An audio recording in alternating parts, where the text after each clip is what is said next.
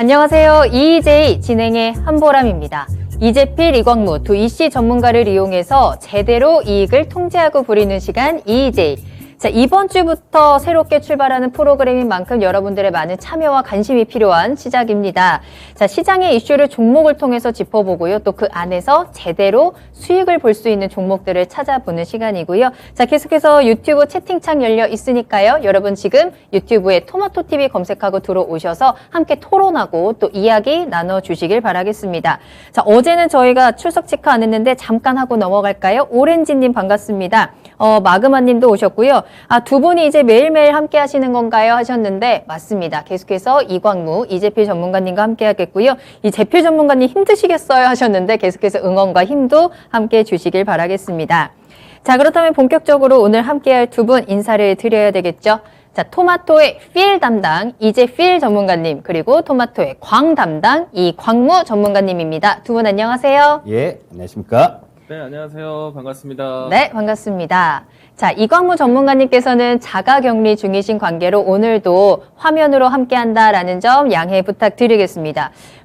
비록 이렇게 화면으로 좀 멀리 있긴 하지만 어제 이제 첫 방송을 해보니까 두 분의 케미가 살아있더라고요. 그렇죠? 자, 오늘도 기대하겠습니다. 아시겠죠? 계속해서 네. 좀 멀리 계시네요. 이광무 전문가님의 반응이 조금씩 느린데, 자, 빨리 좀 스튜디오로 돌아오셨으면 좋겠습니다. 우리가 조금 더 열띤 토론과 재미있는 방송 함께 만들어 봤으면 좋겠네요. 이광무 전문가님, 저희 지난번에 이제 야인시대 할 때 이광무 전문가님이 나오는 날은 그래도 시장이 조금 빨간불로 힘을 내주는 날이었고, 이재필 전문가님은 뭐 우리 야인시대의 양봉 이재필 선생 아니었겠습니까? 자, 이 두 분이 함께 하신다라는 것만으로도 벌써부터 내 계좌에 빨간불이 켜지는 듯한 기분 좋은 느낌이 드는데요. 자, 그렇다면 오늘은 이 두 분과 함께 어떤 이슈를 살펴보고 그 안에서 어떤 종목에 집중을 해볼까요? 자, 먼저 오늘의 테마에 대한 이야기부터 출발하겠습니다. 자, 오늘의 첫 번째 테마 바로 공개하겠습니다. 네, 오늘의 첫 번째 테마입니다. 끝나지 않은 물류 대란, 해운 물류 전망은입니다. 자, 첫 번째는 저희 물류 대란에 대한 이야기를 나눠보도록 하겠습니다. 이 테마에 대해서는 오늘 이광무 전문가님과 이야기를 나눠볼 텐데요. 본격적으로 내용을 살펴보기 전에 자, 이 테마 앞으로 더 갈 것이다, 안 갈 것이다에 대해서 두 분의 의견부터 들어보도록 하겠습니다. 자, 제가 하나, 둘, 셋 하면 간다는 O, 안 간다는 X로 외쳐주시면 되겠습니다. 준비되셨습니까, 두 분? 자, 네. 그럼 외치겠습니다. 자, 이 종목 해운 물류 대란 물류 관련주 계속해서 갈까요? 안 갈까요? 하나, 둘, 셋. X! 예스. 예스와 X가 나왔습니다. 자, 이광무 전문가님께서는 앞으로도 더 갈 것이다. 예스를 외치셨고요. 이재필 전문가님께서는 아니다. 더 안 간다라고 노를 외치셨습니다. 자, 그렇다면 이 테마에 대해서 예스를 외치신 이광무 전문가님의 이야기를 들어보도록 하겠습니다. 자, 물류 대란 여전히 아직 끝난 게 아니다라는 분석들도 나오고 있고요. 여기에다가 뭐 러시아, 우크라이나 침공과 관련해서 뭐 공급망 대란, 뭐 물류 대란으로 이어지는 우려의 목소리도 커지고 있는 것도 사실입니다. 계속해서 갈 거다라고 말씀을 해주셨는데 이 테마에 대해서 한 줄 정리 간단하게 좀 정리를 해보고요. 그 안에서 특징주 어떤 종목들 보고 계실까요? 우선은 이제 글로벌 전체적으로 이 물류 대란이 지속되고 있다. 장기화되고 있다라고 보시면 좋을 것 같고요. 또한 이제 여기에 따른 운임 비용도 상승을 보여주고 있기 때문에 해운주들에 대한 실적이 상당히 좋아질 것으로 보고 있습니다. 그러니까 적어도 유지되는 것을 확인할 수가 있겠죠. H&M 같은 경우는 현대상선이 10년 만에 흑자 그리고 또 이 최대 실적을 기록한 만큼 전반적인 시장 업황에 대해서는 좋다라는 거는 우리가 지난해 또 지금도 계속해서 좀 느끼고 있는 부분이 있습니다. 다만 이제 주가의 향방으로 했을 때 지난해 큰 상승을 보여주고 난 다음에 최근까지 해서 좀 지지부진한 모습 보여주었는데요. 사실 이제 주가에 대한 위치는 좀 조정이 되었지만은 여전히 뭐 컨테이너 운임 지수라든지 그밖에 주요 운임에 대한 비용들이 꾸준히 유지되고 있다는 점은 기업들에 대한 위치에서는 실적은 계속해서 좋다라고 할 수 있겠고요. 우선 이제 종목을 하나씩 보도록 하겠습니다. 네. 대표적인 종목 H&M, 그러니까 현대상선을 보도록 하겠는데요. 뭐 말씀드린 것처럼 주가가 사실 지난해 정말 큰 상승을 보여주고 난 다음에 지금 올해 초반 때까지는 상당히 좀 시장에서는 좀 가격 조정을 보였습니다. 그렇다고 해서 해운업에 대한 부분들이 이제 정점을 찍고 하향했다라고 볼 수는 없겠고요. 실적에 대한 부분들은 꾸준히 유지된 가운데 다시 한번 이제 이 해운업에 대한 관심을 받을 수 있는 때가 왔다라는 생각입니다.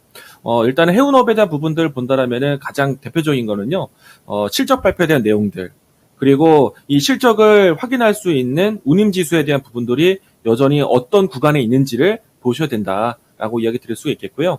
우선은 최근 직전에 이 현대상선 H&M 같은 경우에는요, 역사상 사상 최대 실적을 발표를 했고요. 이 때문에 뭐 H&M에 대한 새로운 관심이 좀 다시 이어지지 않을까. 워낙에 시장이 안 좋다 보니까 실적이 잘 나오는 종목들을 살피게 되는 중요한 시기에 있습니다. 이 때문에 오늘 뭐 물류 대란에 대한 이야기들이 다시 한번 재언급이 되었고요. 오랜만에 대량의 거래량이 유입되면서 반등을 시도했다는 점. 저는 이제 최근에 와서요, H&M 같은 경우에는 23,000원에 대한 가격 지지를 저점으로 인식하고, 다시 한번 오랜만에 주가에 대한 움직임들, 대략적으로 한, 10개월 만에 반등을 좀 준비를 하고 있거든요. 이 부분들에 대해서는 실적 확인하면서 재차 반등을 보여주지 않을까라고 생각을 합니다. 그러면 여기에서 H&M을 보기 위해서 실적에 대한 부분도 확인했고, 두 번째는 앞으로 이제 이, 해운업에 대한 운임 지수를 좀 확인하셔야 되는데, 우선 이제 이 H&M 같은 경우에는 컨테이너선 중심입니다. 그래서 컨테이너선에 중요한 역할을 할 수 있는 운임지수, 이 상하이 컨테이너선 운임지수를 보셔야 되는데, 우리가 이제 약자로 많이 보셨죠. 뭐 SCPI, FI 이와 같은 지수 좀 보셔야 되는데, 자료화면 먼저 보도록 하겠습니다. 네. 지난해 연말 때까지 해서 이 가격 상승이 꾸준히 진행이 되었고요. 여전히 이 상하이 컨테이너선 운임지수가 5,000달러 선의 위치에 꾸준히 유지가 되고 있습니다. 그러면은 해운업 관련된 모든 기업들이 전반적으로 이 운임 지수 상승에 대한 실적이 좋다라고 할 수 있겠고요. H&M 같은 경우에는 주가가 상당히 오랜 기간 동안 쉬었지만은 다시 볼 수 있는 계기는 일단 대형 컨테이너선에 대한 노선이 점차 확대될 거로 보고 있습니다. 북미 지역이라든지 특히나 유럽에 대한 지역에 대한 관심으로 이어질 것으로 보고 있기 때문에 H&M은 실적에 대한 턴어라운드 다시 한번 좀 보자. 여기 드리겠고요. 다음 종목은 뭐 H&M 다음으로 뭐 페노션 종목 볼 수 있겠는데요. 이 종목은 H&M보다는 먼저 출발을 했습니다. 이 종목 같은 경우에는요, 뭐 H&M 현대상선보다는 좀 다른 이 벌크선의 중심으로 된 회사입니다. 벌크선 같은 경우에는 농산물이라든지 아니면 철강석이라든지 원재료를 좀 운반하는 해운사인데, 최근에 와서 이 인플레이션에 대한 위치 나오고 있죠. 원자재 가격 상승, 그리고 곡물 가격에 대한 상승, 이런 것들은 결국에는 물류 대란 때문에 일어나고 있는데, 그것을 오고하는 해운사들도 상당히 바쁜 상황입니다. 그렇기 때문에 앞에 있었던 컨테이너선뿐만 아니라 벌크선에 대한 중심에 있는 기업들도 상당히 좋은 시장 환경이다라고 보시면 좋을 것 같고요. 일단 페노션 같은 경우에는 역시나 기간 조정 받치고 난 다음에 지금은 다시 한번 5,000원 선에 대한 지지받고 주가를 좀 방향성을 좀 바꿀 때가 됐다라고 볼 수 있겠고요. 페노션뿐만 아니라 다른 해운사들도 긍정적으로 보실 수가 있을 것 같습니다. 이번에는 KS 해운 주가 보도록 하겠는데요. 사실 이 종목은 뭐 시장에 크게 많이 회자되는 종목은 아닙니다. 대신에 이 KS 해운을 보는 이유는요. 앞에서 컨테이너선, 벌크선 봤다라면은 이번에는 탱커선을 보셔야 되거든요. 이 탱커선 같은 경우에는 뭐 LPG라든지 아니면은 여러 가지 에너지 유류 이와 같은 이 에너지 원들을 나르는 해운사인데, 요즘에 이제 러시아와 우크라이나 사태 때문에 뭐 유럽 지역에서는 가스, 그리고 뭐 그 밖에 유가 상승에 따른 여러 가지 에너지원에 대한 교류도 만만치 않게 진행되고 있다라고 보시면 좋을 것 같고요. 이 때문에 뭐 에너지선 관련된 탱커선들도 긍정적으로 보실 수가 있는데, 특히나 앞으로 이 에너지 가스뿐만 아니라 케미칼선이라고 해서 화학 소재를 또 운송하는 데 상당히 중요합니다. 근데 이 회사는 이 우리나라에서 유일하게 암모니아선 이 운송을 하고 있는 회사이거든요. 근데 이제 암모니아선이 왜 중요하냐면요. 암모니아라는 거는 향후에 뭐 수소 에너지 사업의 중요한 요소이기도 하지만은, 일단 최근에 와서 식량에 대한 곡물 가격 인상이 나오고 있죠. 여기서도 이제 공급난에 대한 부분들이 나오고 있는데, 인플레이션에 대한 수혜주로 되고 있습니다. 근데 사료의 가격도 상당히 높아지고 있습니다. 사료의 원료가 될 수 있는 것이 암모니아 요소예요. 그래서 이 KSS 해운에 대한 이 활동량도 상당히 지금은 아주 빠르게 진행되고 있다. 네. 그렇기 때문에 KSS 해운도 좀 관심 있게 보셔야 된다는 것 이야기 드리겠고요. 그 밖에 이제 이 해상 쪽의 물류뿐만 아니라 사실은 이 물동량이나 부분들이 육지에서도 상당히 물동량이 좀 물류 대란이 일어나고 있는데요. 그렇죠. 이 때문에 최근 시장은 어려웠지만은 CJ 대한통운 주가도 보셔야 됩니다. 상당히 좀 주가가 좀 많이 빠졌었죠. 근데 오늘 시장 대비해서는 3% 이상으로 해서 움직임이 잘 나왔습니다. 물류 대란에 대한 수혜주로서 움직임이었다라고 할 수 있겠는데요. 일단 해상이라든지 육류 또 항공 모든 물류 대란 때문에 이와 같은 유통 운송 체제에 대해서는 모두 다 반사적인 수혜를 받고 있는데요. 특히나 이번에 이 인플레이션 때문에 종합 물류 유통에 대한 부분들이 또 다시 한번 또 거론이 되고 있습니다. 일단 뭐 가장 쉽게는 뭐 택배 이동에 대한 부분들도 커졌고 추가적으로 여러 가지 이 운송 비용에 대한 단가 인상이 나오다 보니까 가장 반사적인 수혜될 수 있는 유통 대표적인 회사 CJ 대한통운도 바닥권을 확인할 수 있는 중요한 시기가 왔다라고 볼 수 있겠고요. 네. 비슷한 사례로 해서 태용 로직스라는 회사도 있습니다. 태용 로직스도 이 CJ 대한통운처럼 이 종합 물류 섹터인데요. 다만 이제 이 태용 로직스는 조금 더 강점이 있습니다. 국제 물류에 대한 주선 업체인데 CJ 대한통운도 글로벌 무역에 대한 부분들도 중요한데 태용 로직스에 대한 좀 이 주요 선박 회사와 연결이 상당히 또 매력점이라 볼 수 있겠습니다. 국내외 다수 선사와 연결고리를 가지고 있다 보니까 다른 이 운송 기업보다는 경쟁력이 있다라는 것. 이와 같은 종목들 보신다라면은 최근에 물류 대란에 대한 반사적인 수혜로 해서 종목들을 좀 가려낼 수 있지 않을까.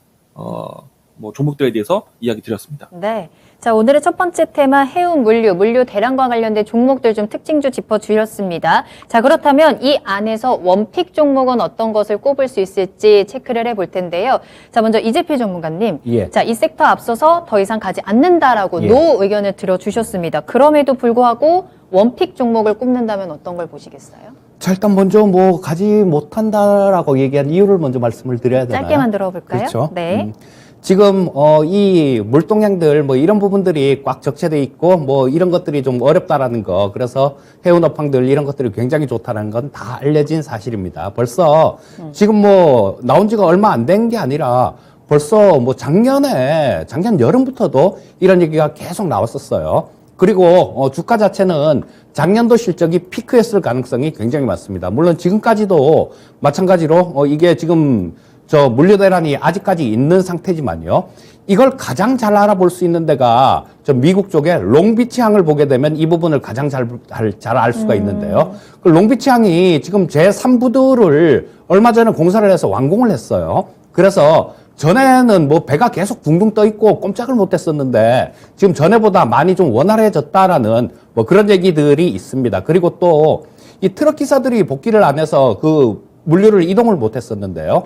그 트럭 기사들이 우리 팬데믹 전 수준 정도까지 또 취업을 했다라고 뭐 그렇게 얘기를 합니다. 그러니까 지금 현재 상태에서는 팬데믹 때문에도 뭐 조금 그런 부분들이 있지만 시간이 좀 어느 정도 지나게 되면 이런 부분들은 점점 해소가 되기 때문에 뭐 올해 실적 같은 경우는 작년보다는 뭐 그렇게 좋진 않을 것 같아요. 대부분들이 작년보다 조금 못할 것 같으니까 이런 부분은 우리가 좀 기억을 해야 되는 부분이다. 뭐 이렇게 말씀드리고 싶고요. 네.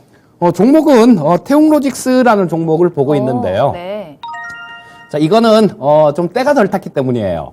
우리 전에도 예전부터 항상 그랬습니다. 우리 한진해운 그 부도나기 전에 그 한 2, 3년 정도 전에 실적이 얼마나 좋았는지 아십니까? 정말로 어마무시하게 말도 못하게 좋았었어요. 자, 그런데 그러고 난 다음 좋다 보면 이 해운업황 같은 경우는 풀리기 시작하면 거의 뭐 이렇게 쉽게 풀리는 경우도 되게 많기 때문에 조금 주의를 해야 되는데요. 이 실적 부분들이 좀 왔다 갔다 뭐 이런 부분들이 있는데 이 태용로직스는 뭐 기업은 앞에서 말씀해 준 대로 그 국제물류 이런 것들을 주선하는 그런 기업이고요. 자, 상장된 지가 한 2년 정도밖에 안 됐습니다. 그런데 그 상장되기 전부터 시작해갖고 실적 부분들이 계속 이렇게 늘어나요. 계속 이렇게 늘어나고 뭐 들쭉날쭉하고 뭐 이런 부분들이 없다라는 거죠. 계속해서 꾸준히 증가하고 있어요. 그리고 또 마찬가지로 뭐 올해 실적 부분들을 보게 되면 영업이익 기준으로 한 600억 이상 정도가 이렇게 나오는데요. 또 내년도 뭐 올해 정도만큼은 할 겁니다. 자, 주가는 시가총액이 지금 1,400억 정도밖에 안 돼요. 1,500억이 채 안 되는 그런 숫자이기 때문에 자, 요거는 뭐 그동안 때가 안 탔고 그리고 일단 저평가된 그런 내용들도 있으니까 뭐 요런 부분들 같은 경우는 좀 움직일 수 있지 않나 싶은 생각이 듭니다. 네, 자 그럼 바로 이어서 이광무 전문가님의 원픽 종목도 살펴보겠습니다. 어떤 종목 꼽으시나요? 가장 큰 실적을 내었던 H&M이 중요하지 않을까 네. 생각을 합니다. 뭐 BDI 지수, 컨테이너 운임 지수 여전히 상승세를 보여주고 있기 때문에 이 때문에 H&M에 대한 실적이 상당히 크게 나왔거든요. 지금 전체적인 이 해운주에 대한 움직임들을 H&M에 대한 주가를 좀 따라가고 있다라고 생각을 합니다. 그래서 이 해운 업황 혹은 물류 업황에 대해서 가장 대장주 역할을 할 수 있는 기업이라는 거 참고하셨으면 좋겠고요. 사실 이 해운 종목들에 대한 포인트는요, 다시 해운주를 어디서부터 볼 수 있느냐, 이 포인트거든요. 사실 이 해운업에 대한 운임 지수라든지, 실적에 대한 전환은 이미 지난해에 많이 보여줬습니다. 그러고 난 다음에 정말 큰 주가 성장 이후에 상당한 기간 동안 주가가 쉬었죠. 그런데 주가가 고점 대비해서 많이 빠진 상태, 어떻게 보면은 5만 원대에서 2만 5천 원대까지 내려왔기 때문에 반 가격까지 내려왔거든요. 그리고 또 상당한 기간 동안 쉬었습니다. 그런데 여전히 해운주들은 실적이 좋단 말이에요. 운임지수도 위치가 좋고. 그러면은 해운주들을 다시 볼 수 있는 시점이 언제냐? 저는 그 시점이 지금이라고 보는 겁니다. 충분히 시장에서는 해운업의 업황에 대한 부분들 알고 있지만 다시 볼 수 있는 실적이 있느냐. 그래서 중요한 거는 실적을 확인하자. 그리고 두 번째는 운임지수에 대한 지표를 보자. 제가 이제 자료 화면을 좀 가지고 왔는데, 네. 일단 첫 번째, SCFI, 컨테이너선에 대한 운임지수. 앞에서도 잠깐 보여드렸죠. 그리고 BDI 지수, 벌크선에 대한 운임지수도, 비수기인데도 불구하고 턴어라운드를 하고 있습니다. 여기에서 H&M에 대한 주가도, 영업이익률이 상당히 높아지고 있어요. 역대 사상 최대 실적을 기록하고 있다는 얘기예요. 보통은 이제 BDI 지수가 이 가을 때 정점을 찍고요. 연말까지 했을 때는 비수기에 있습니다. 그런데 그럼에도 불구하고 지금 벌크선에 대한 운임 지수가 다시 상승을 보이고 있어요. 그만큼 물동량이 많아지고 운임 비용이 살아나고 있다는 얘기입니다. 네. 그렇기 때문에 해운 업황들은 지금 다시 볼 때가 아닌가. 그리고 앞에서 이야기 드린 것처럼 컨테이너선, H&M, 그리고 벌크선, 그리고 이 탱커선, 이렇게 좀 각각의 요소의 특징적인 종목들을 좀 알아놓으신다면은 네. 충분히 지금 인플레이션 원자재 가격 상승에 따른 물류 대난, 극복이 될 수 있는 수혜주로서 보실 수 있겠다라는 것. 전제 조건은 실적, 그리고 알겠습니다. 운임 지수 지표. 네. 이것들을 확인하자라고 얘기드리겠습니다. 알겠습니다. 자, 오늘의 첫 번째 테마 물류 대란 해운 관련해서 종목들 살펴드렸습니다. 탑픽 종목들까지 좀 유념을 해서 참고해 보시면 좋을 것 같아요. 자, 그럼 바로 두 번째 테마 이어가겠습니다. 공개합니다. 유럽 종이 대란 종이가 부족해입니다. 자, 오늘 두 번째 테마는 재지 관련주입니다. 요즘처럼 이렇게 파란불이 가득한 시장 안에서 빨간불이 딱 보이면 굉장히 반갑기도 하고 고맙기도 하고 저 빨간불을 보고 내가 계속해서 따라가도 될까라는 생각도 좀 드는데 오늘 그 중에 하나가 바로 이 재지 관련주인 것 같습니다. 자, 역시나 본격적으로 이야기를 나누기 전에 두 분의 의견부터 들어볼게요. 재지 관련주 앞으로 계속해서 간다 안 간다 yes or no 외쳐주시기 바랍니다. 하나, 둘, 셋. No. 이광무 전문가님께서는 네. 예스입니까? 자, 이번에도 역시나 갈렸습니다. 자, 빠르게 우리가 좀 이 이야기를 좀 나눠봐야 될 것 같은데요. 이 테마에 대해서는 노를 외쳐주신 이재필 전문가님의 이야기를 들어보도록 할게요. 자, 유럽에서 종이가 부족하다, 예. 종이 대란에 대한 이야기가 나옵니다. 오늘 테마는 이렇게 좀 대란으로 좀 이어지는 것 같은데, 자, 이와 관련해서는 한 줄 정리 어떻게 하고 계시고 특징주 어떻게 짚어볼까요? 자, 유럽의 UPM 메네네요. 이름도 좀 되게 생소해요. 네, 그러네요. 자, 근데 이게 핀란드 최대 임업 그룹이다라고 얘기를 해요. 근데 이쪽에서 파업을 들어갔다라고 얘기를 합니다. 그래서 이 회사가 유럽 쪽에 공급하는 게 전체 유럽 쪽의 물량의 한 40% 정도를 이 회사가 공급을 한다라는 얘기를 합니다. 자, 그래서 이런 부분들이 지금 다음 달까지도 파업이 이어질 수 있을 것이다라는 그런 부분들 때문에 지금 오늘 제지 업종들 이런 것들이 좀 상당히 강하게 치고 올라갔는데요. 그 중에서 뭐 가장 강했던 부분들을 살펴보면 무림페이퍼가 가장 강한 모습을 보여줬는데요. 네. 자, 여기에 차트에 나와 있는 요건데요. 오늘 거래량도 갑자기 확 터지면서 굉장히 좀 강하게 움직였습니다. 자, 요거는 다른 것보다 훨씬 더 강하게 움직였는데 그 이유 중에 하나는 유럽 쪽에 재질을 수출한다라는 거. 그렇기 때문에 직접 관련이 있다. 뭐 이런 내용 때문에 상당히 좀 강하게 움직였습니다. 그런데 제지 업종들 같은 경우는 움직여도 뭐 그때는 좀 추세적으로 이렇게 움직였었는데 저 코로나 초기에 우리 막 배달 뭐 많이 시키고 막 그럴 때요. 홈쇼핑 뭐 이런 거 쿠팡 뭐 이런 거 많이 시킬 때 지금도 많이 시키지만요. 그때 늘어나는 초기 단계에서는 좀 이렇게 추세적으로 움직였는데 지금 요즘 같은 경우는 이게 추세적으로 강하게 움직이는 경우가 잘 없어요. 보면 이때 작년 초에도 마찬가지 여기 한참 이렇게 움직이다가 한번 강하게 움직였다가 그냥 뭐 한 2달 정도 되는 기간 내에 그냥 싹 다 빼는 모습이었습니다. 자, 그리고 일단 요거는 무림페이퍼가 가장 강하게 움직인 거는 유럽 쪽하고 직접 관련이 있기 때문에 그런 움직임이었고요. 네. 또 하나 좀 가볍게 움직이는 종목이 한창재지입니다. 자, 이 무림페이퍼나 한창재지 같은 경우는 시가총액이 좀 작아요. 그래서 어떤 조그만 이슈들 뭐 이런 부분들이라도 있으면 한번 탁 튀는 그런 모습들을 보여주고 있습니다. 자, 이 한창재지도 오늘 좀 이렇게 강한 모습을 보여줬었는데요. 요거도 한창재지도 마찬가지죠. 꼭 요거는 좀 올라가면 윗꼬리를 다는 그런 습성도 있고요. 이 무림재지가 움직일 때 작년 6월 달에 이 한창재지도 같이 되게 강하게 움직였었죠. 그랬다가 좀 밑으로 이렇게 내려오면서 지금 뭐 가격 자체는 뭐 바닥권 근처까지 바닥권 근처에서 반등 나오는 모습인데 요게 또 이것보다 강하게 추가로 튀려면 어떤 다른 모멘텀이 필요하다라는 생각이고요.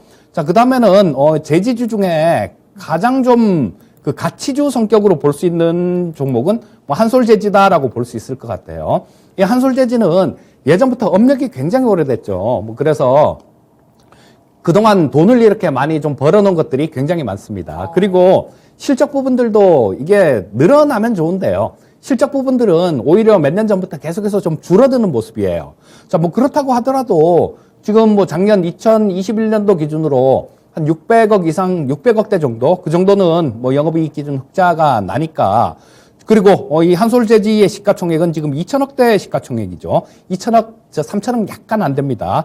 자, 그렇다면 뭐 주가 수준은 그렇게 비싼 건 아니다라고 볼 수 있을 거고, 무엇보다도 배당을 1년에 뭐 한 700원 정도를 줍니다. 그러니까 지금 12,300원이니까 배당 수익률 이런 것들을 감안하면 뭐 그런 부분들을 좀 안정적으로 뭐 수익을 내야 되겠다라고 생각하시는 분들, 은행을 대체할 수 있는 그런 부분들을 찾으신다라면 이 한솔재지도 훌륭한 그런 쪽이다라고 볼 수 있을 것 같고요. 자, 근데 이런 쪽보다는 오히려 뭐 이런 쪽이 좀 더 낫지 않나 싶은 생각은 듭니다. 대형 포장 같은 종목이 있는데, 자, 요거는 골판지 쪽이죠. 네. 골판지 쪽이기 때문에 우리 뭐 저런 거 쿠팡 같은데 이런 거 시키면 포장 박스. 예, 그렇죠. 가장 많이 이게 맞아요. 늘어나는 그런 부분들이니까 뭐 저런 거 뭐 백상지나 뭐 이런 것들보다는 이 골판지 쪽이 훨씬 좀 더 좋은 모습을 보일 수 있기 때문에 이 대형 포장은 잠깐 좀 말씀을 드리고요. 자, 그다음에는 지금 이 임업 그룹이 파업을 하지 않습니까? 그러니까 이 뭐 종이만 만드는 게 아니라 뭐 임업 같은 것들 이런 것도 직접 하는 회사니까 그거랑 관련된 원자재 관련되는 그런 기업도 우리는 볼 필요가 있을 겁니다. 그러네요. 자, 그런 종목은 뭐 이건 산업을 좀 볼 수가 있겠죠. 네. 이건 산업은 솔몬 제도에다가 조림 산업을 하는 기업이에요. 그렇기 때문에 그 종이의 원재료가 되는 뭐 그런 부분들을 직접 확보를 할 수 있는 그런 회사이기 때문에 자, 요런 것들이 대형 포장 같은 이건 산업 같은 종목들 뭐 요런 것들도 좀 눈여겨서 봐야 되겠다라는 생각이 들고요. 역시 이건 산업 역시 매년 배당도 꼬박꼬박 주면서 상당히 좀 기본적인 수익은 챙길 수 있는 그런 종목이다라는 생각이고요. 자, 지금 뭐 이 종목도 이건 산업도 마찬가지로 상당히 좀 많이 내려왔어요. 그런데 뭐 다른 모멘텀들 꼭 펄프뿐만 아니라 다른 모멘텀도 좀 있으니까 뭐 충분히 요런 쪽은 공략해 볼 만하다. 뭐 요렇게 생각이 듭니다. 알겠습니다. 자, 그렇다면 원픽 종목을 꼽아봐야 될 것 같은데요. 이재필 전문가님 이야기를 쭉 듣고 있다 보니까 아무래도 전문가님의 원픽 종목은 이건산업이겠다라는 생각이 듭니다. 맞습니까? 예, 맞습니다. 네. 자, 이건산업 원픽 종목으로 꼽으셨습니다. 이유 간단하게 한 번 더 들어볼까요? 자, 정리할까요? 이건 산업은, 예, 목재뿐만 아니라 다른 쪽이 있죠. 지금 뭐 아까 말씀드렸듯이 솔로몬 제도에다가 조림 산업을 했습니다. 그렇기 때문에 탄소 배출권을 많이 갖고 있어요. 탄소 배출권을 갖고 있어서 뭐 그런 부분들이 상당히 모멘텀으로 작용할 수 있는데요. 이 탄소 배출권 같은 경우는 지금 현재 상태는 각 나라마다 가격이 틀리게 거래가 됩니다. 그러니까 유럽 쪽에서 그걸 들고 나온 거예요. 탄소 국경세라는 거. 이 개도국, 그러니까 신흥국 쪽에서는 이 뭐 기업에 물리는 탄소 배출세를 조금 약하게 해주고 그 자국의 산업의 경쟁력을 확보를 하는 경우가 있었는데요. 지금 우리나라만 하더라도 유럽 쪽에서 거래되는 것보다 엄청나게 싸게 거래가 되고 있습니다. 그런데 이런 부분들을 유럽 쪽에서 탄소 국경세라 그래서 탄소세를 조금 냈으면 국경을 넘어오게 되면 우리의 준하는 세금을 우리가 징수를 하겠다 이런 얘기예요. 네. 자, 그렇게 된다라면 신흥국 쪽에 있는 그 탄소 배출권 가격은 오를 수밖에 없을 거고요. 또 이 이건 산업이 태양광 패널도 좀 관련이 있는데요. 그 공장 지붕에다가 태양광 패널을 직접 이렇게 설치하고 그랬던 이력이 있거든요. 네. 그래서 뭐 신재생 에너지 섹터하고 관련 있는 종목이다. 이렇게 말씀드리겠습니다. 알겠습니다. 자, 그렇다면 이 재지 관련주에 대해서 앞으로 원픽 종목 이광무 전문가님은 어떤 거 보고 계실까요? 저는 무리인페이퍼가 가장 대표적인 종목이 되지 무림페이퍼. 않을까 생각을 합니다. 네. 일단 이제 주가의 위치가 이제 바닥에서 반등을 나올 수 있는 종목을 좀 선택을 하셔야 되는데, 지금 오늘 나온 뉴스를 보시게 되면은, 뭐 유럽 지역에서 이 제지 공급에 대한 대란, 뭐 앞에서 물류 대란과 같은 형태가 되지 않았다 생각이 되고요. 다만 이 뉴스는 사실 이 종목이 움직이기 위한 계기라고 생각을 합니다. 그래서 이제 오늘 제지주 관련된 종목들이 움직임이 나왔는데, 가장 큰 높이의 움직임이 나왔고, 그리고 아무래도 유럽에 대한 루트에서 이야기 나왔던 만큼 무림페이퍼의 가장 큰 강점이 뭐 북미 지역이라든지 유럽 지역으로 해서 수출 비중이 상당히 높은 기업입니다. 그렇기 때문에 오늘과 같은 뉴스에서는 이 종목이 가장 크게 오를 수밖에 없었다라고 할 수 있겠고요. 저는 이번을 사실 뭐 이 뉴스로 해서 이 종목이 대단히 올라가야 된다라고 볼 수는 없지만은 이 뉴스를 계기로 해서 바닥은 잡았고 충분히 그동안에 좀 내려왔던 주가를 돌릴 수 있는 뭐 계기가 되지 않겠는가 생각을 합니다. 주가를 보신다라면은 연초에 움직임이 좀 크게 나왔었다가요.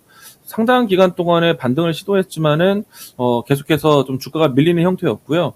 오늘 처음으로 해서 이제 이평선에 대한 부분들을 수렴했을 때 위치를 넘어갔습니다.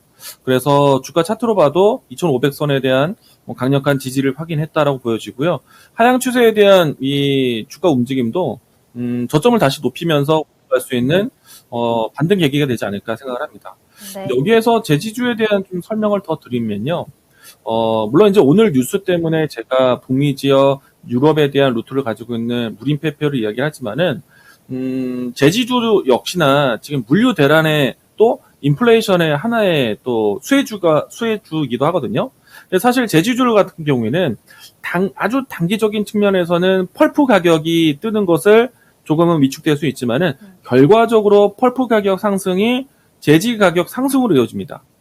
근데 이제 최근에 이 펄프를 가장 많이 생산하는 지역이 브라질인데, 브라질 이 펄프 협회에서 가격 인상을 예고를 했어요. 그러면은, 전반적인 글로벌 전체 펄프 가격이 올라갈 수밖에 없겠고, 네. 그리고 우리나라 같은 경우에는 중국의 펄프 가격도 상당히 중요한데, 이 중국의 펄프 가격 지표를 보시게 되면은 지난해 연말부터 해서 꾸준하게 올라가고 있는 상태입니다. 그러면은 이 제지주들도 결국에는 다음 업체로 해서 제직 가격에 대한 인상이 나올 수밖에 없어요. 그러면은 당연히 상품에 대한 가격이 올라가는데 실적이 좋아질 수밖에 없다. 그렇기 때문에 저는 현재 위치, 현재 시장에 대한 분위기라면은 제지주들을 살펴보시는 것도 괜찮다라고 이야기 드리겠습니다. 알겠습니다. 그리고 대장주 역할은 네. 무림 페이퍼. 알겠습니다. 자, 재지 관련주에서 원픽 종목까지 체크를 해봤습니다. 혹시 지금 관심을 가지고 계셨거나 이미 들고 계셨던 분들이라면 오늘의 이야기를 함께 참고해 보시면 좋을 것 같습니다. 자, 그럼 이어서 오늘의 심판으로 출발을 하겠습니다. 시장 이슈에 대해서 찬반 토론을 나누는 시간이고요. 서로 반대되는 의견을 주장을 할 것이고 그 의견을 모두 다 들으신 다음에 여러분들께서 어떤 의견이 조금 더 설득력 있었는지 심판을 내려주시는 시간입니다. 자, 두 전문가님께서도 한번 몸 푸시고 시청자 여러분들께서도 몸 푸시고 귀 기울여 주시길 바라겠습니다. 자, 그렇다면 오늘의 심판 주제 공개하겠습니다. 싸이월드 메타버스로 재탄생입니다. 오늘 장 막판에 싸이월드 관련주들의 관심이 굉장히 높아졌죠. 싸이월드가 메타버스 플랫폼으로 돌아올 것이다 라는 소식 때문이었는데요. 자, 과연 싸이월드가 메타버스를 등에 업고 새롭게 재탄생을 할 것이냐 아니면 3040 세대의 추억 저장소로 남을 것이냐 이에 대한 토론을 해보도록 하겠습니다. 자, 저희가 임의로 두 분께 역할을 사전에 정해드렸다는 점 다시 한번 안내 말씀을 드리겠고요. 싸이월드는 추억파리다의 이재필 전문가님, 자, 그리고 새롭게 재탄생할 것이다의 이광무 전문가님입니다. 자, 이번에는 어떤 분이 먼저 말씀하시겠습니까? 누가 먼저 하시겠습니까? 이재필 전문가님 먼저 하실까요? 예, 그럴까요? 알겠습니다. 그럼? 자, 그렇다면 싸이월드는 추억파리다의 이재필 전문가님의 의견을 들어보도록 하겠습니다. 자, 어제 그 원자재 관련되는 천연가스나 이런 부분들 보면서 그런 말씀을 드렸었죠. 네. 지금 뭐 오늘 상한가 친 거 내일 아침에 분명히 떠서 나올 텐데 그걸 쫓아가서 잡으면 잘못하면 크게 고생합니다라는 말씀을 드렸는데요. 네. 오늘 아침에 쫓아가서 잡았으면 어떻게 됐겠습니까? 플러스에서 사서 마이너스 15%씩 이렇게 두들겨 맞았다라는 겁니다. 자, 요거를 아마 오늘 이걸 관련되는 쪽들을 상한가에 잡으신 분들도 어제 그 천연가스들 뭐 이런 것들 상한가에 잡은 분들하고 똑같은 마음으로 샀을 거예요. 네. 자, 그리고 내일 아침에 따라간다라면 글쎄 뭐 더 치고 갈 수도 있겠죠. 그런데 거기서 치고 올라갔을 때 수익은 작고 손실은 커지는 그런 구간이 나올 수 있습니다. 그렇기 때문에 어느 위치에 있느냐, 이 주가가 왜 이거를 싸이월드 같은 내용들은 그 전에도 있었잖아요. 오늘 갑자기 구글이나 애플 그 플레이스토어에 새로 만든 거 그거를 좀 승인을 받기 위해서 보낸다라는 그런 내용 때문에 주가가 이렇게 상한가를 쳤는데요. 자, 그런 거를 우리 대부분이 지난번에도 이걸 했다가 거기서 캔슬 당한 적이 있으니까 다시 제출할 거다 이런 부분들은 다 알고 있었던 내용이거든요. 그렇다면 저 밑에 좀 쌀 때, 그럴 때 이걸 잡는다라면 저는 좋은 투자라고 생각합니다. 하지만 이렇게 급등했을 때 이때 쫓아가는 건 좀 아닌 것 같고요. 또 이 싸이월드 Z에 지분 투자한 기업이 스카이 E&M이라는 기업이 있는데요. 요건 또 관리 종목에 속해 있습니다. 그리고 이 관련되는 쪽들이 한글과 컴퓨터 같은 쪽은 메타버스, 그러니까 한컴타운을 이 싸이월드 Z하고 좀 설립을 한다라는 새로 법인을 만드는 거예요. 그렇게 한다라는 거. 그다음 다날은 콘텐츠를 이용할 때 이 페이코인으로 결제를 한다라는 거. 이런 부분들 때문에 오늘 강한 모습이었는데 또 인트로매틱이라는 종목도 있었죠. 자, 이것도 싸이월드 Z 컨소시엄에 참여한 기업입니다. 자, 근데 우리가 이런 부분들도 한번 생각을 해봐야 될 거예요. 자, 이런 것들이 일시적일 것이냐, 일시적으로 이렇게 움직이고 많은 걸 것이냐, 추세로 갈 것이냐, 이런 부분들은 분명히 틀립니다. 메타버스 사업이라는 거는 분명히 어마어마하게 커지는 그런 산업이 맞아요. 자, 우리 그 전에 한번 일을 한번 되돌려 이렇게 보면요. 우리 AR 게임 처음 나왔던 거 기억하십니까? 포켓몬고라는 게임. 그거 2016년도에 난리 났었습니다. 난리 나고 그때도 다날 같은 종목들이 그쪽에서 결제 플랫폼 결제를 그쪽에서 한다라는 그런 것 때문에 난리가 났었고요. 또 게임주들 이런 것들 또 엄청나게 많이 움직였어요. 그러고 난 다음에 계속 좀 어려운 모습이었는데 작년에 이 메타버스 관련되는 쪽을 큰 시세를 한번 줬지 않습니까? 작게는 5배 준 것도 있고 10배를 준 것도 있고요. 자, 이게 산업이 커져가는 거하고 주가가 위쪽으로 움직이는 거 그건 좀 별개다라고 말씀드릴 수 있을 것 같고요. 네. 우리는 산업에 투자를 해서 어떤 큰 산업 거기에 대한 어떤 성장에 대해서 수익을 보는 게 아니라 종목에 대한 그런 성장을 보는 거죠. 그리고 자, 이게 바로 움직이기가 조금 힘든 것 같은 게 뭐냐면 2000년도 초에 인터넷 시장을 장악하고 있던 건 야후였습니다. 전 세계 시장을 야후가 장악하고 있었는데 지금 그 야후는 흔적도 없어요, 거의. 그 자리를 구글이라는 회사가 대체를 했습니다. 자, 그렇다면 이런 부분들이 뭐 그전에 했다라고 안심할 수 있느냐? 그런 부분들이 아니다라는 거예요. 또 이 전에 싸이월드 할 때하고 지금은 환경 자체가 틀립니다. 그때 싸이월드는 경쟁사가 없었어요. 그냥 싸이월드가 뭐 이거 하는 회사, 이런 거 하는 회사가 하나밖에 없었죠. 근데 지금 메타버스는 뭐 네이버도 하고 카카오도 하고 SK도 하고 뭐 여러 개 회사들이 다 하고 어디 뭐 게임 회사들도 마찬가지 다 메타버스를 한다라고 그렇게 얘기를 하고 있습니다. 네. 자, 그렇기 때문에 경쟁 구도가 전에처럼 독점 구도가 아니다라는 거 말씀드리고 싶고요. 결정적으로 메타의 주가를 보게 되면요. 저 페이스북이 이름을 메타로 바꿨지 않습니까? 그런데 2월 초에 그게 330달러였어요. 그런데 지금 220달러도 안 합니다. 자, 이게 뭐 계속 급속도로 빠르게 커져갈 것 같으면 이런 주가 흐름은 나오지 않을 것 같습니다. 알겠습니다. 자, 싸이월드는 추억팔이다. 이재필 전문가님의 의견을 들어봤는데요. 현재까지는 추억팔이다에 조금 더 시청자분들께서도 손을 들어주고 있는 상황입니다. 이광무 전문가님 분발하셔야 할 것 같습니다. 자, 싸이월드 메타버스로 재탄생한다라는 의견 들어보겠습니다. 일단 지금 시청하고 계시는 시청자분들, 아마 좀, 싸이월드 다 한 번씩은 해보셨죠? 기억이 나실 싸이월드 겁니다. 세대죠. 아마도. 네, 그렇죠. 뭐 저도 싸이월드 세대이고, 네. 이재풀 전문가님도 싸이월드 세대신가요? 많이 하셨겠죠? 저희 모두가 좀 같은 했죠? 추억을 공유하고 기억이 있죠. 나실 거예요. 네. 근데 이제 먼저 말씀드릴 거는, 새로운 먹거리다라는 이야기 전에, 저는 싸이월드의 추억팔이 맞습니다. 예, 맞아요. 근데 이제 싸이월드의 추억만으로 해서 판다라면은 뭐 큰 내용은 없을 수 있어요. 그냥 근데 거기에 끝나는 것이 아니라 미래의 먹거리를 더해야 됩니다. 근데 이제 얼마 전에 이 네. 싸이월드에 대한 이 앞으로 어떻게 구현할 것인지에서 이런 이제 이 구현되는 시연 모습을 보신 적 있으신가요? 이 싸이월드 시연이요 3D로 나온다고 합니다. 뭐 옛날에는 조그마한 블럭 같은 이 화면에서 네. 작은 아바타와 같은 미니미들이 있었는데 지금 이제 그런 미니미들이 핸드폰 안에서 이제 3D로 구현이 됩니다. 근데 이게 지금 상당히 이제 의미가 있다라고 보여지고요.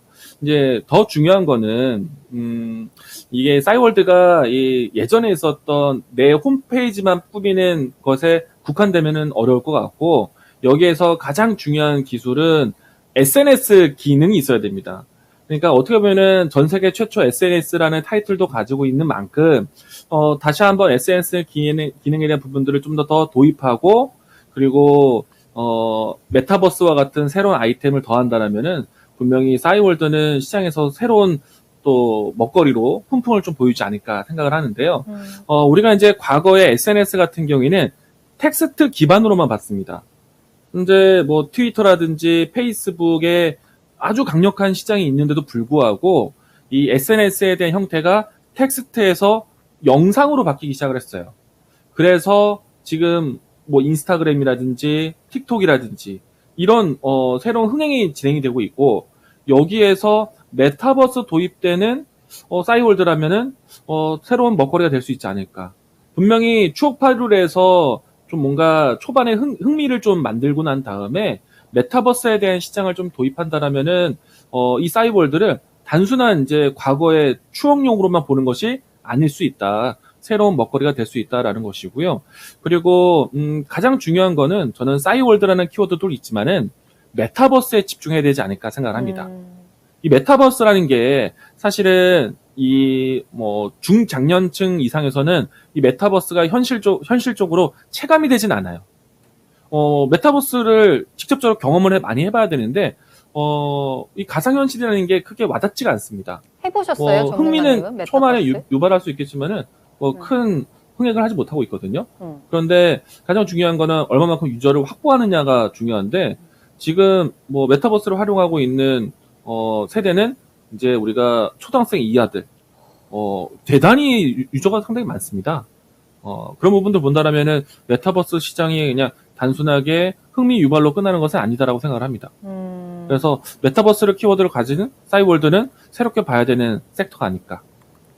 알겠습니다. 이야기 자, 메타버스 새로운 먹거리다. 싸이월드가 메타버스를 등에 업고 이 종목 계속해서 우리가 좀 지켜봐야 된다라는 의견까지 들어봤는데요. 자, 그렇다면 종목에 조금 더 집중을 해보면 어떨까라는 생각도 듭니다. 싸이월드가 추억팔이다라고 생각하신다면 오늘 갔던 종목들 앞서서 말씀해 주셨던 뭐 NH인벅스 오늘 상한가 같고요. 다날, 뭐 한글과 컴퓨터 같은 종목들은 계속 뛰어오르는데 이 종목들은 그럼 앞으로 어떻게 하면 좋겠을까요?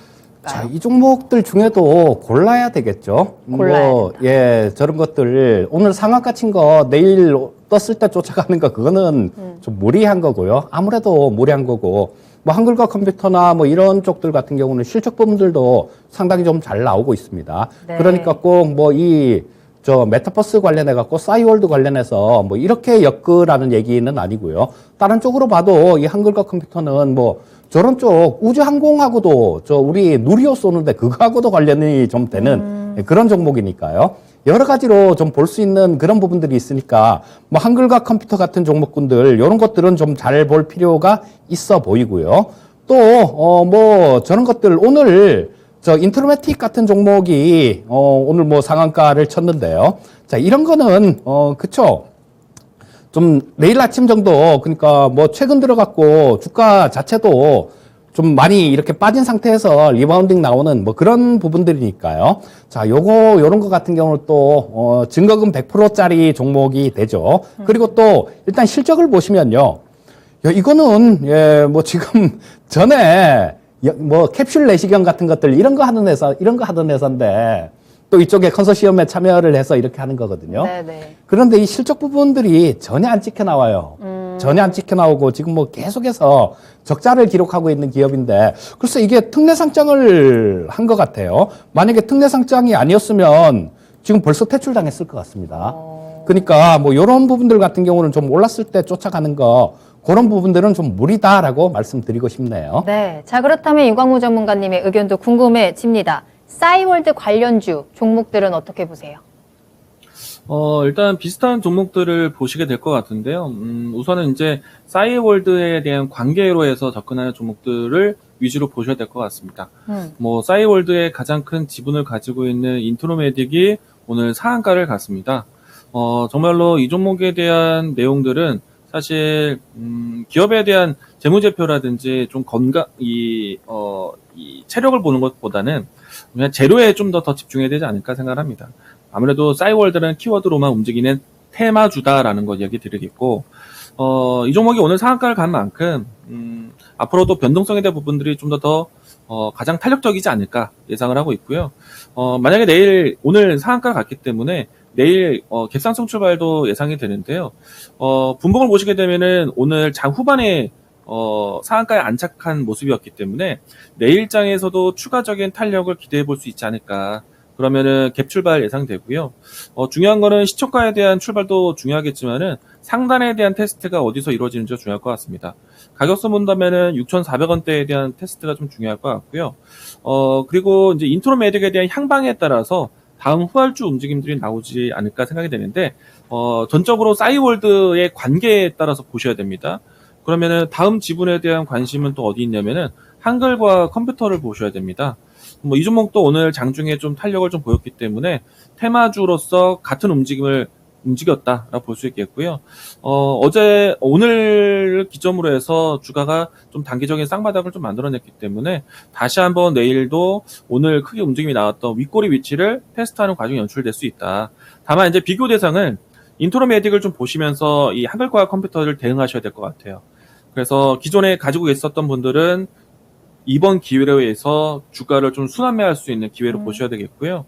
일단 대장주 역할은 인트로메딕이 될 것으로 보고 있기 때문에 싸이월드에 대한 관련된 테마 종목들은 이렇게 싸이월드의 지분 관계 있는 종목들 위주로만 보셨으면 좋겠다라고 이야기 드리겠습니다. 알겠습니다. 자, 오늘의 심판 싸이월드는 추억팔이다, 미래의 새로운 먹거리다로 토론을 여기서 마치도록 하겠습니다. 이제는 여러분들의 심판이 진행될 시간입니다. 자, 1번 추억팔이다, 2번 재탄생이다. 어떤 의견이 조금 더 설득력 있었는지 함께 투표를 해주시길 바라겠고요. 왜 그렇게 심판을 하셨는지 그 이유도 남겨주시면 되겠습니다. 저희 투표는 저희 방송 마무리될 때까지 받도록 할게요. 지금 바로 투표해주세요.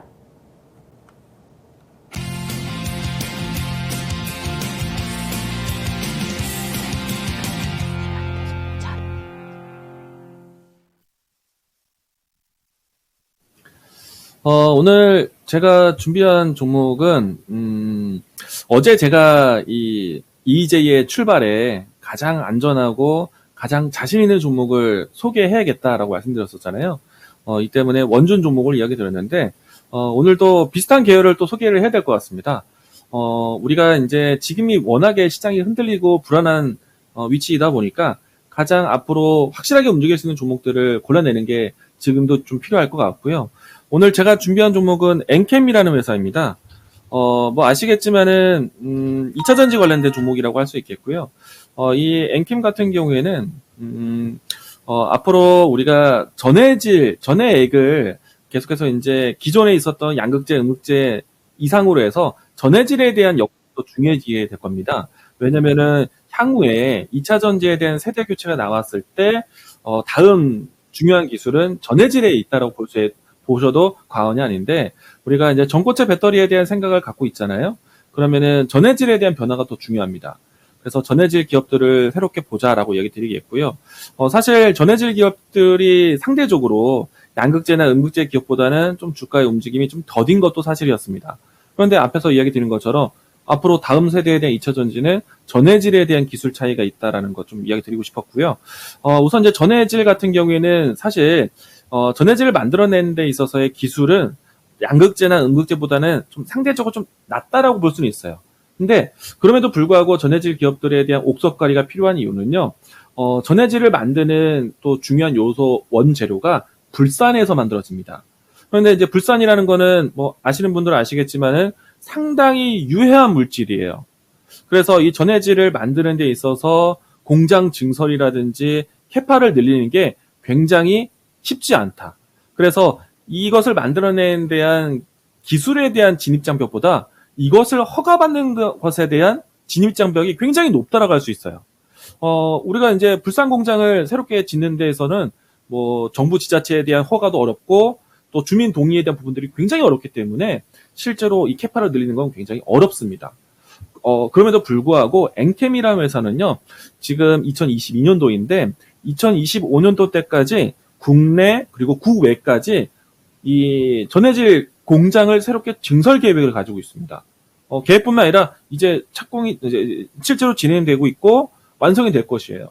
그리고 특히나 이제 해외 증설에 대한 포인트가 있다는 것이 가장 큰 장점인데, LG 에너지 솔루션, SK온, 그리고 삼성 SDI가 가장 공을 들이고 있는 거는 해외 현지 지원이거든요.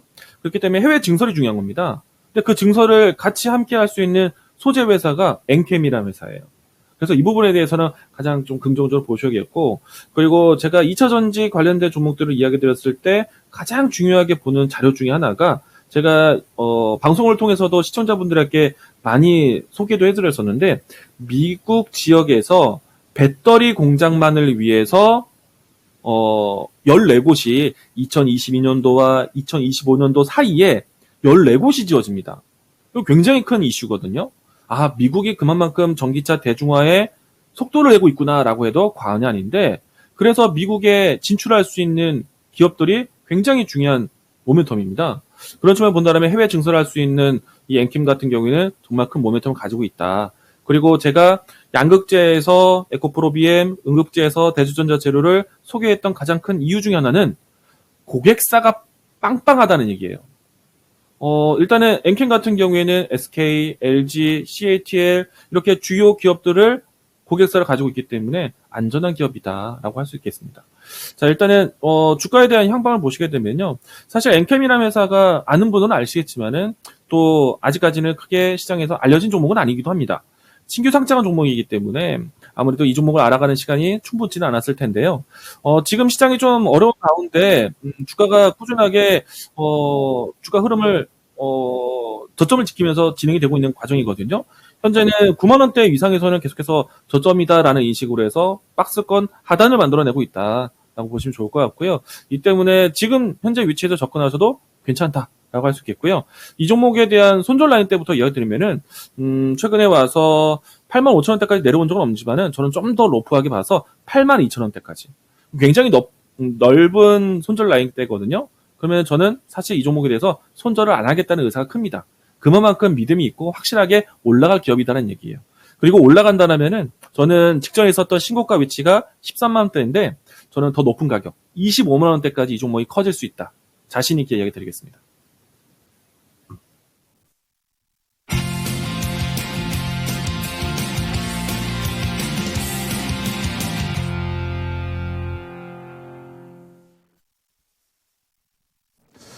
자, 오늘 소개시켜 드릴 종목은 SPG입니다. 어제 이제 필 받을 종목에 대해서 말씀드렸을 때는 어제는 T플렉스를 좀 말씀을 드렸었죠. 어제는 첫날이기 때문에 조금 가볍게 움직일 수 있는 그런 종목을 말씀을 드렸었는데요. 뭐 이 T플렉스 같은 경우는 뭐 한 2%대 올라서 장중에 장 초반에 이 악장에 11%까지 올랐었죠. 그리고 또 마찬가지 에너지 섹터 중에 탑픽으로 말씀드렸던 PJ메탈 같은 경우는 2% 플러스, 1% 플러스로 시작해서 18%까지 올랐었습니다. 그런데 지금 오늘 말씀드릴 종목은 조금 차분하게 좀 이렇게 꾸준히 들고 가도 될 만한 그런 종목을 말씀드리겠는데요. 자, 이 SPG는 로봇 관련주로 이렇게 생각을 하시면 아마 가장 편하실 겁니다. 지금 이 로봇에 대해서는 이 현대차에서 보스턴 다이나믹스를 인수를 했죠. 그러고 난 다음에 CES에서 뭐 그 로봇 개들이 뭐 BTS 그 음악에 맞춰갖고 춤도 추고 막 그래요. 그리고 정의선 회장님은 그런 말씀을 하셨습니다. 앞으로 현대차의 먹거리는 자동차가 50%, 플라잉카가 30%, 로봇이 20%가 될 것이다라는 그런 얘기를 했고요. 또 우리나라뿐만 아니라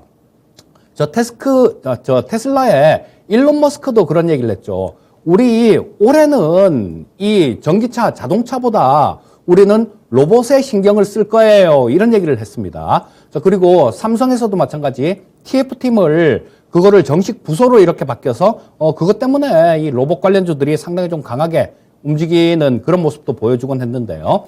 자, 이 로봇들 같은 경우는 올해 이제 뭐 굉장히 좀 개화가 많이 될 걸로 그렇게 생각됩니다. 왜냐하면 인건비가 우리 좀 되게 많이 올랐죠. 인건비가 이렇게 많이 올랐기 때문에 그 부분을 이 로봇으로 대체를 하려는 그런 수요가 굉장히 많을 겁니다. 그래서 뭐 지금 뭐 식당 같은데 라면 끓이는 로봇도 있고요. 뭐 커피 만드는 로봇 이런 것들은 나온 지가 꽤 오래됐고 굉장히 뭐 서빙하는 로봇 이런 부분들도 상당히 좀 많이 늘어나게 될 겁니다. 그러면 이 로봇 시장 같은 경우도 급속도로 커질 수 있습니다.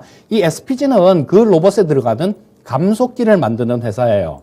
자, 이 우리나라 기업들이 이 감속기를 잘 못 만들었습니다. 그래서 고정밀 감속기 같은 경우는 거의 일본에서 수입을 해다 썼어요. 그런데 이 SPG가 정밀 감속기를 또 작년에 좀 개발을 해서 완료를 했고요. 이 SPG는 올해 실적 부분들이 굉장히 좋아질 겁니다. 뭐 작년 같은 경우도 굉장히 실적 부분이 잘 나왔어요. 246억 정도 영업이익 기준으로 흑자가 났는데요. 올해 같은 경우는 300억을 훌쩍 넘길 것 같습니다. 그리고 지금 뭐 시가총액이 2,440억 정도가 되니까 가격 자체도 상당히 싸다. 이렇게 볼 수 있겠죠. 그리고 로봇 쪽에서 이 감속기가 차지하는 원가 비중이 한 30% 정도가 되니까 이 로봇 쪽이 좀 좋은 그런 모습이 나온다라면 이 SPG의 실적 역시 확 좋아질 테니까 뭐 꾸준한 우상향이 기대된다. 이렇게 말씀드리겠고요. 목표가는 일단 뭐 13,000원 말씀드리겠고요. 손절가는 11,000원 말씀드리겠습니다. 네. 자, 오늘의 심판 결과가 나왔습니다. 바로 발표를 하도록 할게요. 자, 1번 싸이월드는 추억팔이다. 2번 싸이월드는 미래의 먹거리다. 자, 발표를 하기 전에 참고로 저희가 사전의 의미로 두 분께 의견을 정해드렸다라는 점 다시 한번 말씀을 드리겠습니다. 아, 이쪽에 이런 의견도 있고 아, 저쪽에 저런 의견도 있구나라고 이해를 해주시면 좋을 것 같습니다. 자, 그렇다면 시청자분들의 판정은 싸이월드는 추억팔이다에 더 많은 손을 들어주셨습니다. 오늘 이재필 전문가님이 이기셨습니다. 축하드립니다. 네, 감사합니다. 채팅창의 의견들을 보니까 당분간은 1번 추억팔이일 것 같고 먼 훗날엔 2번이 될 수도 있겠다라는 의견들, 싸이월드 한두 번 들어가 보고 말지 않을까라는 의견들도 좀 올라오고 있는데요. 아직 메타버스에 대한 체감이 좀 낮고 이 싸이월드의 수요가 얼마나 늘어날까에 대한 물음표도 계속 가지고 있는 것 같습니다. 행복 샤랄라님께서 갑자기 싸이월드 BGM이 생각나는 밤이라고 올려주셨는데 오늘 도토리의 추억을 잘 새기시면서 떠올리면서 좋은 밤 보내시길 바라겠습니다. 자, 투표에 참여해주신 모든 분들 감사드립니다. 자, 오늘 EJ는 여기서 마치도록 하겠습니다. 저희는 내일도 더욱더 핫한 주제와 또 종목 가지고 돌아올게요. 내일 이 시간에 다시 만나겠습니다. 시청해주신 여러분 고맙습니다.